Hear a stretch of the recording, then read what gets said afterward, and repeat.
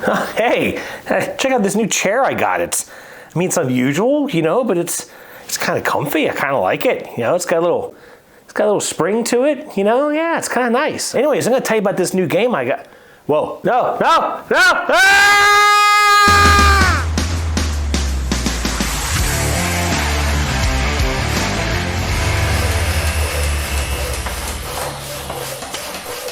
Hey there folks, I am Jeff, your tabletop technician here on the Dice Tower, and that's right, today I am taking a look at So You've Been Eaten, a two-player game by Scott Almes, the notable designer behind such games as Tiny Epic Galaxies and Heroes of Land, Air, and Sea. Now, there are a handful of reviews out here on the channel already for this game, as well as a somewhat humorous zero-player playthrough where the automated systems of the two asymmetrical characters in this game are pitted up against one another. So because of that, I'm going to kind of quickly run through the rules before sharing my thoughts on this rather unique title. For starters, So You've Been Eaten maxes out at 2 players, and both players represent different roles and thus have different rules. The game also allows for solo play on either side by providing automated rules for the other side. As such, the game is also able to literally play itself, allowing for the two automated systems to square off against each other. You will, however, have to roll the dice. One player plays as a space miner who has voluntarily allowed themselves to be eaten by a giant space beast. Why, you ask? Well, because it's been discovered that the digestive tract of the giant beast contains rare and valuable crystals, which can only be harvested from the inside. The tract down the middle represents the stomach of the beast and is numbered from 1 to 7 as shown right here. No, here. You see it? Right here. The space miner starts here at this end of the main board in front of their terminal, which starts off with 5 actions they can use to navigate the stomach of the beast. They'll start off by rolling these 3 dice on each of their turns, and will then use these dice to trigger these actions in any order that they choose. They'll usually use the die value to reference the appropriate spot on the stomach track, and these actions might let them push a stomach card further away from them, destroy a number of stomach cards, destroy an immune response card the beast controls, or harvest crystals or tools from these stomach cards. Tools provide a one-time ability that are often similar to the actions of the terminal itself. Now, some of those actions first requires upgrading the terminal, which requires specific dice values for each of those 3 actions. Lastly, the miner can use a die to turn another unused die to any value, including a 7. Crystals, by the way, are one of the endgame triggers. If the miner ever has one of each crystal stored alongside the main board, they immediately win. After the miner has taken their 3 or 4 actions, depending on how they use their dice, they are literally attacked by the belly of the beast. This is represented by removing the stomach card closest to their terminal on the stomach track and moving the token of the bacteria on that card up a space on the track on the beast's side of the board. Then the beast takes its turn. The beast has 3 distinct phases to its turn, and its actions are a bit less deliberate than those of the miner. The beast has to be a little bit more patient, a little more analytical, and is essentially laying traps for the miner to fall victim to. The first thing it'll do on its turn is refill the stomach tract to 7 cards, using any of the 7 cards the beast will have in their hand at the start of their turn. Now, this may seem a bit meaningless, but it is actually a crucial step. You see, the beast has to be constantly mindful of the actions the miner can take, and they may want to intentionally set things up to make it a little bit more difficult for the miner to trigger their more powerful actions.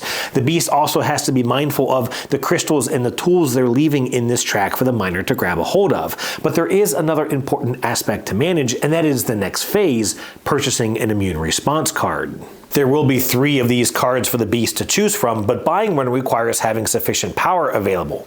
Power is provided by having crystals present in the stomach track or by discarding cards that don't have crystals from their hand. But these cards also have a prerequisite for purchase, which is shown in somewhat cryptic symbology in the bottom corner of each card. These may require having 2 of a bacteria type adjacent to each other in the track, or having the same bacteria on each end of the track, etc. Now, these cards will give the beast a variety of abilities, like forcing the miner to downgrade an action or giving the beast an easier win condition if the miner doesn't manage to destroy that card first. Anyways, the last thing the beast does on his turn is choose a mutation card to play. These one-time use cards simply let the beast predict what bacteria will attack the miner at the end of their next turn. If the beast is right, the miner must downgrade one of their actions on their terminal, and if they don't have any upgraded actions, they must lose a crystal of their choice. Now the last thing the beast will do on their turn is draw back up to 7 stomach cards, and if there aren't enough cards left to do that, then the miner gets one more turn, and if neither player has won by the end of that turn, then the second possible endgame condition is triggered, which is aptly named Number 2. At this point, the miner has reached the end of the beast's digestive tract and is discharged from the other end. The miner will collect a point for each crystal gained and for each upgraded action on their terminal, while the beast collects points from the position of each bacteria on the track and any points on their current immune response cards, minus a point for each crystal still in their hand. Highest score wins. Now the third endgame trigger, of course, is for the beast to win, and it has 2 possible ways to do so. Either having 5 immune response cards in play at the end of the miner's turn, or if any bacteria reaches the 4th spot of their respective track. Alright, good enough. Let's talk about the 2 factions of this conflict. First off, the miner starts off with very little to worry about. They can easily pick up a couple upgrades and start grabbing crystals, picking up a few tools, and plucking away these immune response cards as soon as the beast collects them. If they can manage to dodge the predictions of these mutation cards, they can go 4 or 5 rounds feeling like one pretty badass astronaut. But this doesn't last. Before long, they've got bacteria all up in their butt, and they're frantically trying to zap through the stomach deck, so the beast will play the last few crystals they need to get the heck out of there. And I'll tell you, the game for the miner gets stressful fast. The beast, on the other hand, is pretty chill. They often know what they want to do before their turn even starts. They know what cards they want to grab, and they are loving the dramatic play of placing their mutation card face down on the table, accompanied by an icy grin. And you know, after a few plays of this, So You've Been Eaten started to remind me of another 2-player asymmetrical game which flew under the radar for most folks, Getaway Driver by Jeff Beck. Getaway Driver pitted an escaping criminal against an entire police force, and it was quite a bit of fun to play. But the experiences were very different depending on which side of the table you were sitting on, with one player taking calm, collective moves, while the other sweated profusely from their ears, desperately trying to stay in the game. Now, I'm not saying at all that this is a bad thing, it's just a very different game depending on which side of this board you're sitting on. Some of my favorite rounds of this game have come playing as the beast, usually a decent way into the game with a slew of immune response cards at my disposal, most of the bacteria around level 3, and the last few crystals the miner needs nowhere in sight. And I'm usually sitting there enjoying a delightful beverage, watching the smoke pour out of my opponent's ears as they desperately try to find magic in a terrible roll of 3 dice.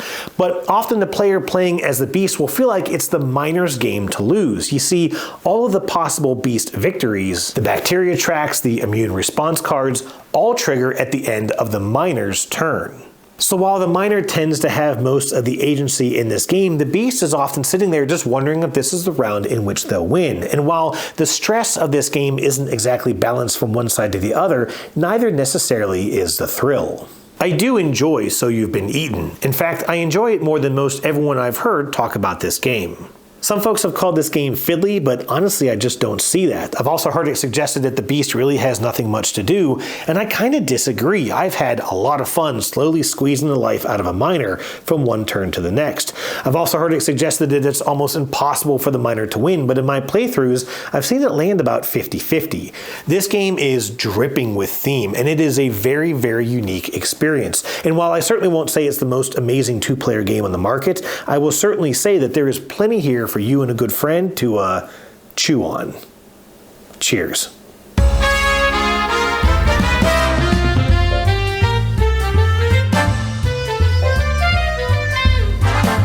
Wobble, wobble, wobble, wobble, wobble. I get paid for this.